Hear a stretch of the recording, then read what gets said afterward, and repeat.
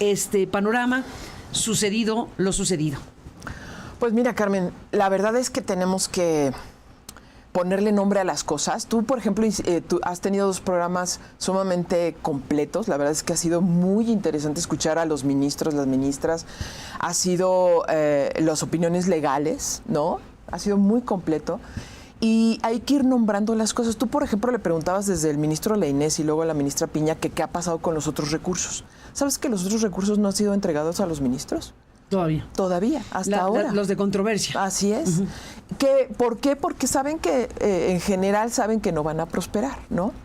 Eso es una cosa. ¿Por qué han retrasado eso? ¿Por qué no lo tienen? Ahora, la verdad es que hay un ambiente en la Corte de derrota absoluta, ¿no? De una sensación para todas aquellas personas. Se entiende perfectamente. Todas aquellas personas que son. ¿Por qué lo es? Claro, que son de carrera, que han hecho su carrera. La verdad es que ven lo que está ocurriendo como un golpe innecesario, pero también es interesante lo que hay. Empiezan a ver las culpas, empiezan a darse las acusaciones, ya se llaman traidores internamente, traidoras. Obviamente a las ministras que han votado a favor de todo lo de Morena, del oficialismo. También hay críticas muy severas hacia la ministra presidenta por la falta de estrategia. Y obviamente al ministro Alberto Pérez Dayán se le llama traidor. Antes de entrar a tu programa veía que una universidad iba a quitar la placa del nombre que había puesto. En fin, vamos a ver todo este tipo de discusiones y de análisis. Pero creo que la placa en honor al ministro Pérez Dayán pretende quitar en represalia a lo que sucedió con él en la sesión del martes. Así es. Pero mira, Carmen, si nosotros revisamos lo que pasó y si también atendemos a los grandes juristas, a los grandes pensadores juristas, no a los que tienen intereses políticos de un lado o del otro, sino a los gestos, han hablado en el sentido de que no se podía analizar de esa forma la Constitución. Y justo yo pedí las bases para que pregunté por qué, en qué se basan, y ha habido, como platicábamos antes de entrar al aire, las discusiones sobre han dicho que no prevalece esta vía, la revisión de una reforma constitucional, pero que ha habido otros criterios. En realidad ha habido un criterio que fue el de un ministro, pero aquí lo interesante, Carmen, es cómo las piezas cambian de parecer. Mientras el ministro Luis María Aguilar siempre votó, salvo en una ocasión, a favor de que este método no era la forma de revisar la Constitución, y solo una vez mencionó que por hechos graves, pero al violarse procedimientos, el procedimiento, y este no era el punto de discusión. Del proyecto, pero pudo serlo en la discusión del fondo. No, el punto de la acción que se atacaba legal, porque ¿qué estaba discutiéndose? Entonces, este no era el punto. Mientras la ministra Norma Piña... Estaba en el proyecto, sí estaba el tema del procedimiento, los partidos políticos impugnaron todo lo que pudieron, incluyendo el procedimiento, pero el ministro dijo que no había materia para eso. Exacto. El ministro, en su proyecto, los otros ministros pudieron haber dicho sí hay materia. Claro, o sea, eso no se supo, eso ya no se sabrá. Lo que yo me refiero es que él refirió solamente una vez en su criterio, en todos estos años que ha estado en la Corte, que solo se revisara cuando hubiera una causa grave de procedimiento, ¿no? Esa es la única excepción que él puso. Los demás criterios siempre dijo que esa no era la vía. La ministra Piña dijo lo mismo, pero además dijo algo más, Carmen, y que eso es muy importante. Dijo que si se atendía esta vía para resolver, esto lo dijo en 2016, podría haber un choque y un problema de constitucionalidad. Y lo dice su proyecto porque ella revisó dos de las solicitudes que usó Movimiento Ciudadano y Morena en su momento por una reforma de la Ciudad de México. También el ministro Pérez Dayán votó a favor de que no era la vía, el ministro Lainez votó porque no era la vía, Medina Mora porque no era la vía. Es decir, pero ¿sabes quién sí votó y que se ha dicho ya, que se ha escrito? El ministro Saldívar. quien ahora dice que no se debía revisar, ¿no? Y él dice que se debía revisar la constitucionalidad porque obviamente en ese momento que él lo dijo se trataba de un caso de Morena, ¿no? Qué coincidencia. Y dice que sí se tenía que revisar porque si había violaciones graves a derechos humanos, entonces se tenía que revisar. Bueno, ¿qué tenemos aquí? Pues precisamente posiciones que, si uno analiza a lo largo del tiempo, no se sostuvieron. Por ejemplo, el ministro Saldívar debió haberse sostenido, ¿no? Y no ahora estar declarando que no era posible revisar la Constitución como lo hizo en 2 mañaneras, por ejemplo, ¿no?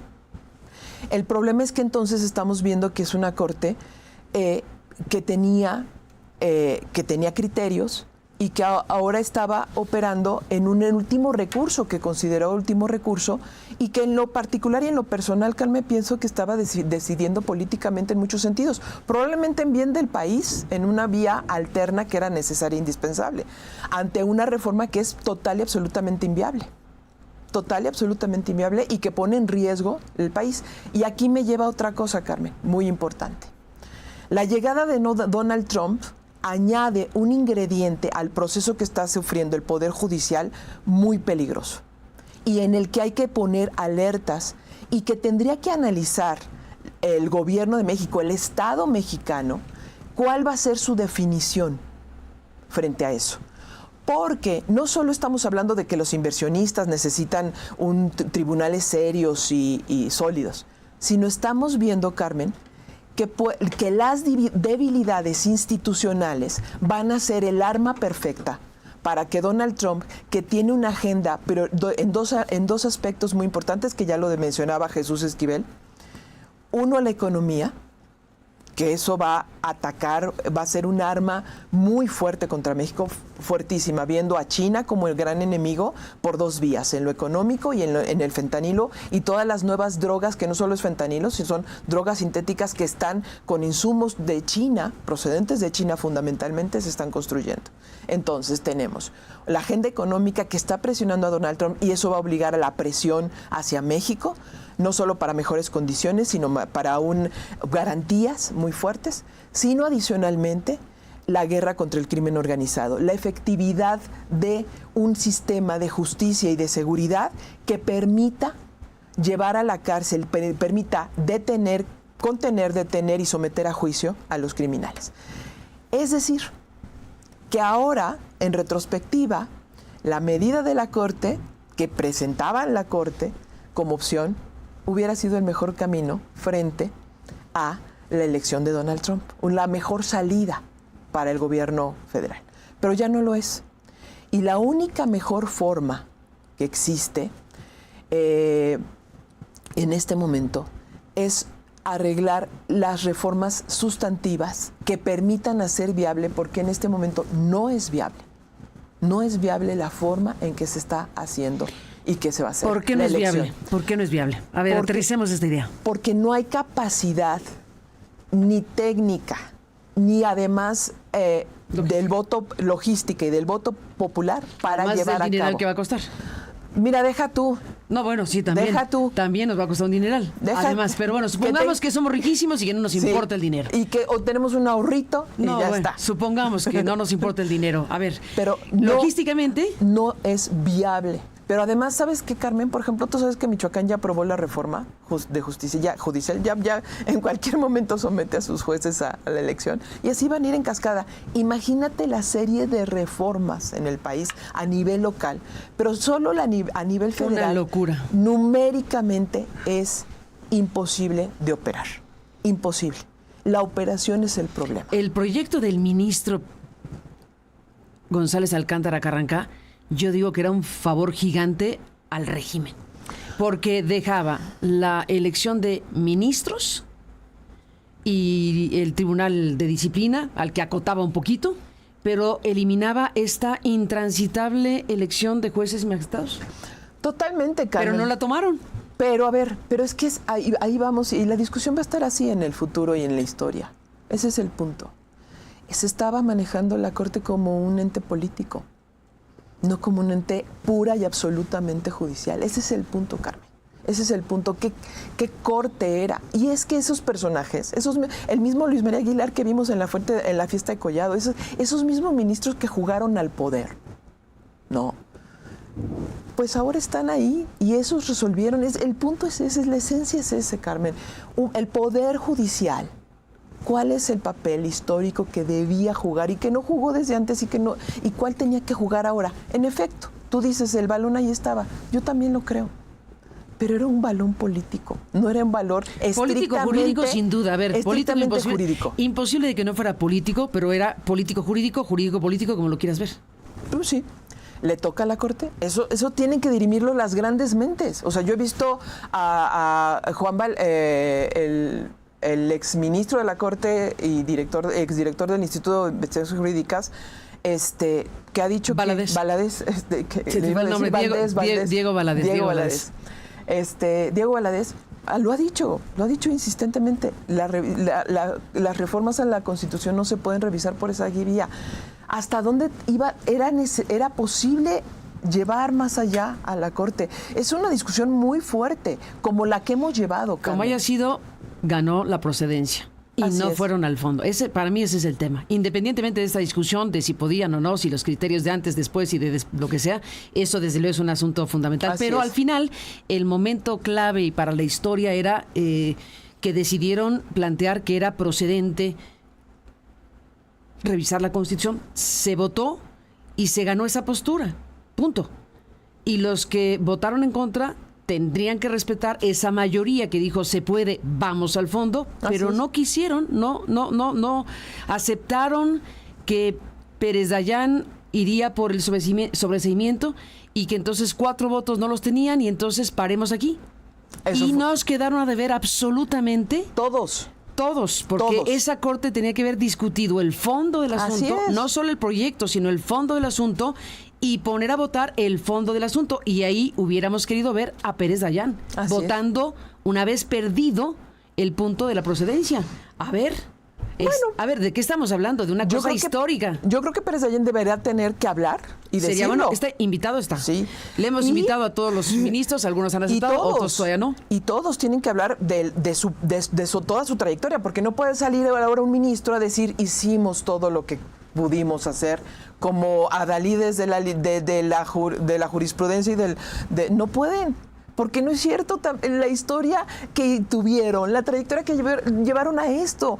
Hay muchos abogados, conozco bastantes, que dejaron de litigar hace muchos años y gente respetabilísima porque se hartó de la corrupción en el Poder Judicial y lo dicen con todas sus letras.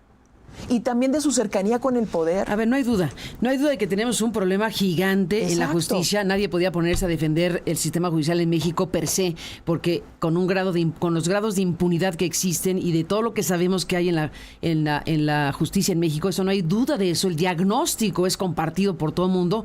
El tema es si esta es la reforma, si esta es la respuesta para esa problemática. En mi opinión, es definitivamente no. Como decían los jóvenes estudiantes en la calle, reforma judicial sí, pero no así. Exacto. Porque aquí lo que estamos viendo es la captura del Poder Judicial en algo de hiperconcentración y hacia allá nos dirigimos y ese es el tema. No solo es la captura, Carmen, es los riesgos reales de que poderes fácticos se apoderen de espacios de control en la justicia. Pues nada más, eso estaba en la mesa de los ministros. Sí, claro, pero todos, exactamente, todos nos quedaron a deber. No solo el martes negro, sino desde su historia, su propia historia cada uno, hasta eso. Y cada uno deberá responder por qué lo hizo, ¿no? Y no victimizarse y no de salir como adalides. No es el momento de eso. El momento es de asimilar y asumir lo que hicieron cada uno, el papel y cómo lo hicieron. Y en efecto, nos quedaron a deber en los análisis profundos para poder definir y que esos análisis hubieran ayudado también a la construcción de unas leyes secundarias que deben de ser escuchados sin soberbia por el Poder Ejecutivo. Porque no es inviable y eso hay que asumirlo. Y los riesgos que existen ahora con Trump y los mismos que ya tenemos internamente son muchísimos, crecieron, cambiaron. La lógica cambió. Tenemos un México antes de Trump y vamos a tener un México después de Trump. No, bueno, eso ni duda cabe.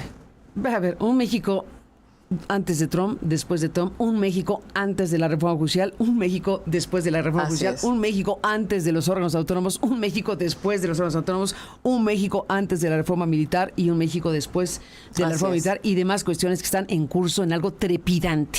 Estamos ya con la respiración cortada de la cantidad de eventos y situaciones trascendentes en tan corto tiempo, acelerado el proceso de aprobaciones de estas reformas heredadas por el sexenio anterior y que se están cumpliendo a pie juntillas. Estamos hablando de que no hay una discusión de ningún tipo, en realidad no hay una discusión porque hay un propósito, todo parece indicar un propósito de sí, instaurar un nuevo régimen y preguntémonos otra vez, ¿qué tipo de régimen es el que se está construyendo? ¿Qué tipo de situación es la que se está dando?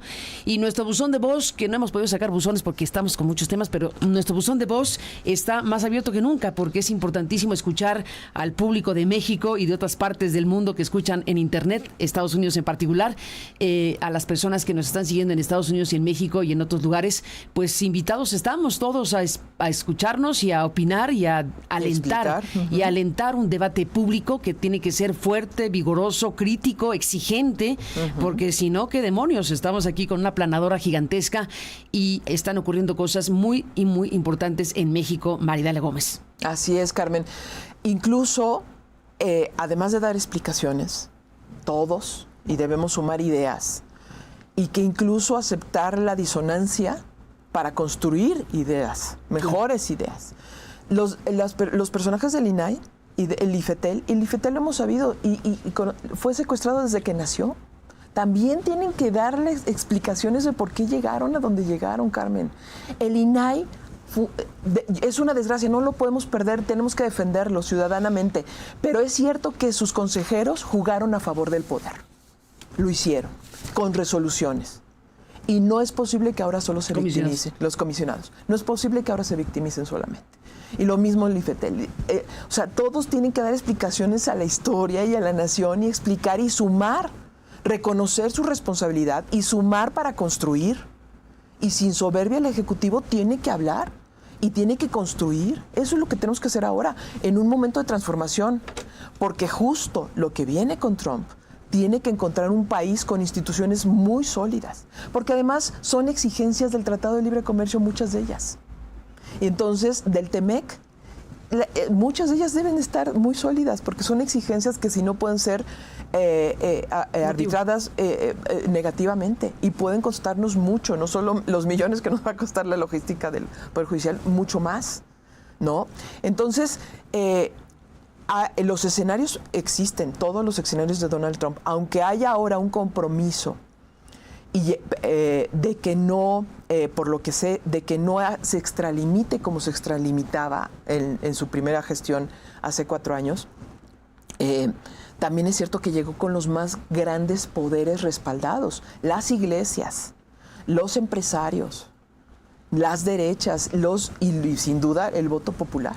Entonces es un poder muy grande el que tiene. Totalmente, muy grande, y cuando alguien tiene tanto poder tiene que ser muy responsable y bueno, esperemos que Trump lo sea, esperemos que Sheinbaum lo sea. Son poderes gigantes los que se han constituido tanto en Estados Unidos como en México. Hay mucha similitud en este punto, claro, con sus distancias gigantes también, pero estamos hablando de que en ambos casos el régimen que está por venir con Trump y el de Claudia, bueno, pues estamos hablando de dos poderes que están concentrando en la figura presidencial pues un cierto grado de sometimiento del Congreso, no sometimiento porque no se puede hablar de así tan crudamente, pero digamos dos mayorías que tienen ambos. Las dos cámaras son mayoritariamente de su grupo político, de su perfil político, y pues el tema del Poder Judicial, porque la Corte en Estados Unidos, ni me digas. También acusada de corrupción. Entonces estamos en dos países socios históricos, imposible de no serlos, de no ser socios y de la cercanía y de la estrechísima relación México-Estados Unidos, con dos gobiernos que tienen un poder muy concentrado, y por eso el hiperpoder pues requiere una hiperresponsabilidad. Así que bueno, vamos a ver cómo se ponen las cosas. Maridalia Gómez, gracias por estar aquí este viernes. Buen fin de semana. Al contrario, Carmen, muchas gracias. Siempre es un privilegio. Muy buenos días. Buenos días. Gracias por estar aquí, Maridalia.